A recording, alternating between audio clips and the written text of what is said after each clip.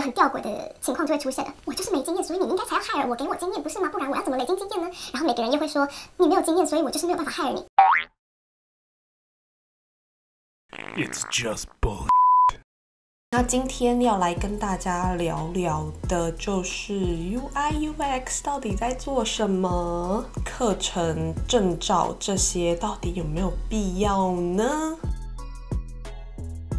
因为我现在在美国工作，然后大家都有一个迷思，就是美国的分工都分很细，那台湾就是美工包全部的工作，是这样子吗？我自己觉得是看公司，大型科技公司当然就是分的真的很细。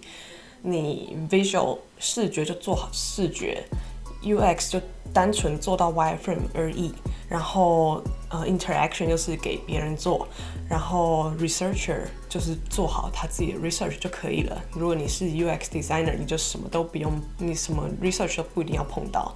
那当然也有新创，或是一些中小型的，像我在的地方真的就是比较特别一点。我现在是在一个电商工作，然后我自己就会从 UX 到 UI 到 interactions， 甚至 research 我也可以碰到。那大部分的话都还是跟外面可能一些专门的 research agency 他们合作。2020年再来入行，曾经红极一时的 UX 到底会不会太晚？那我就先跟大家讲一下我的想法。我自己2017年来到美国的密西根大学，读了一个算是专攻 UX Research and Design 的硕士学位。然后那时候2017年来到2019，对。2018、2019的时候，说真的，找实习或者是你之后找正职，开始竞争都相当激烈。在台湾的时候 ，UX 差不多2012到14之间被炒得很红吧，对吧？至今现在6、7年过去了，真的产业很饱和，每个人都想转行。每个人都想要踏进来分一羹粥，分一碗粥，分一杯羹，分一杯羹。好，也有很多人就是来美国深造求学的人问说，那到底还要不要继续读 UX？ 然后我的回答都是真的很竞争。尤其是现在在产业，我觉得越来越常见的趋势是，你知道吗？事实上，年轻的 designer 他们的不管是工具使用上、技巧上，或者是研究方法上，他们都超级强。然后 portfolio 上面展示的作品也超强，可能跟几年前抢先踏入这个行业的mid senior designer 的程度差不多，所以说呢，想要跨进来很好，我觉得这份工作成就感很大。怎么说呢？就是有一种带给社会公平正义的感觉，多多少少，因为毕竟不好用的工具，不好用的科技，大家的科技使用或者是数位差距就会越来越大，所以我觉得对于我自己来说，这个是一个不仅薪水报酬真的不错，成就感也很大的一份工作。真的有热情想加入的话，请赶快用力的培养你所有的技能啊，或者是研究方法，或者是设计思考的能力。下一个问题呢是，如果你想转职，坊间课程证照的必要性。我觉得很强烈建议大家，如果你在坊间看到一些课程的时候，然后开价又是个天价，也不是天价，收费也不便宜就是了。你在考虑到底要不要报名这个课程的时候，请你先看他们的课纲。如果大部分的课程时数，你看它是分配在教你怎么使用软体的话，真的就爱惜你的荷包。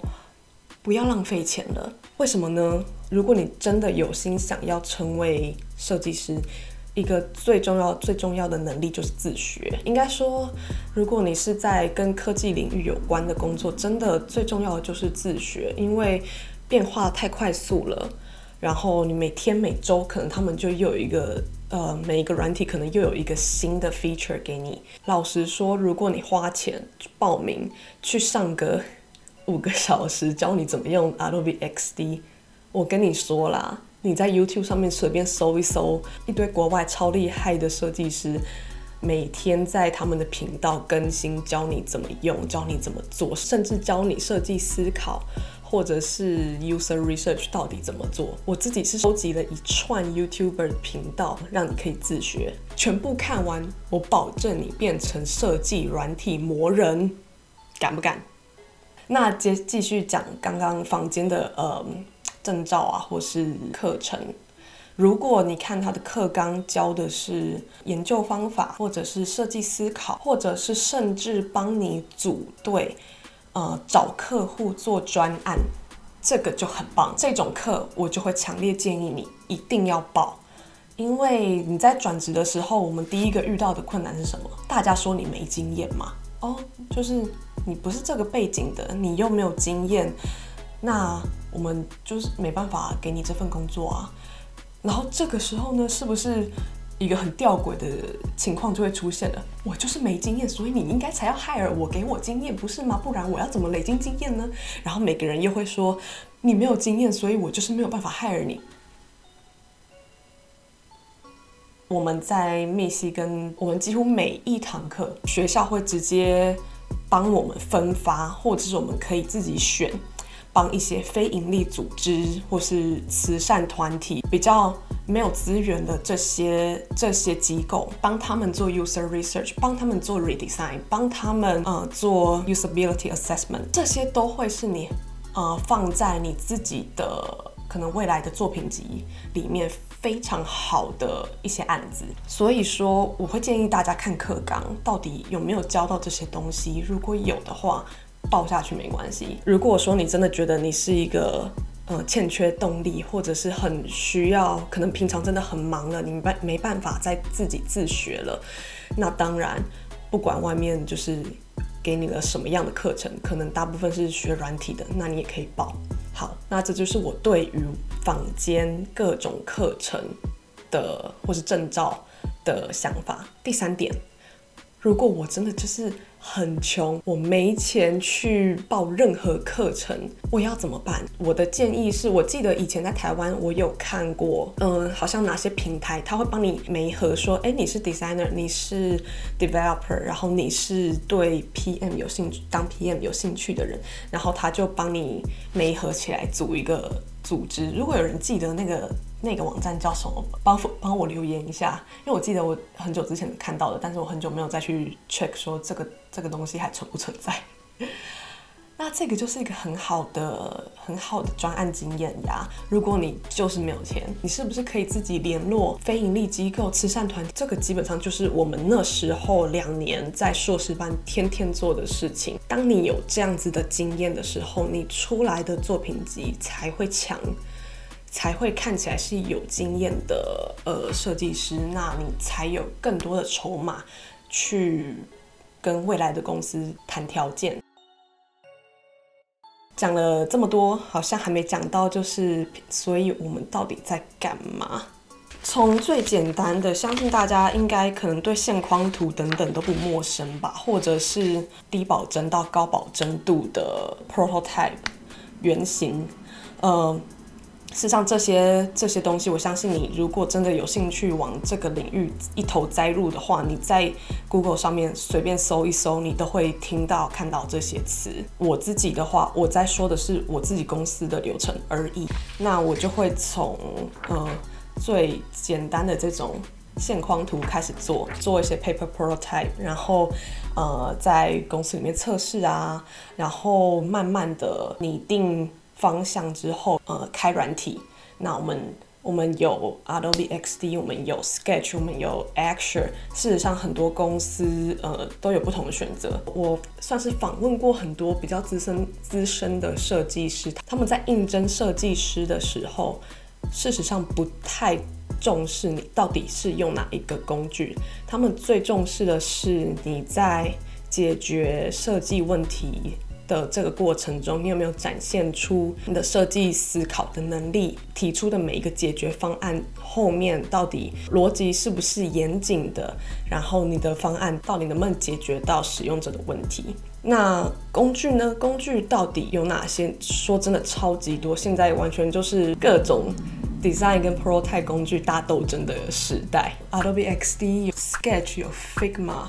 有 Actual， 有 Prototype、InVision Studio、Framer X， 还有 Flinto， 还有 UXPin。那这些东西呢，他们可能每一个强项不太一样。那对于想转职的人，我真的认为你选工作详细内容里面，看说，他们用的是什么工具，或者是大部分人用的是什么工具，那你就选那一个最受欢迎的，直接开始下手，或是免费的开始下手。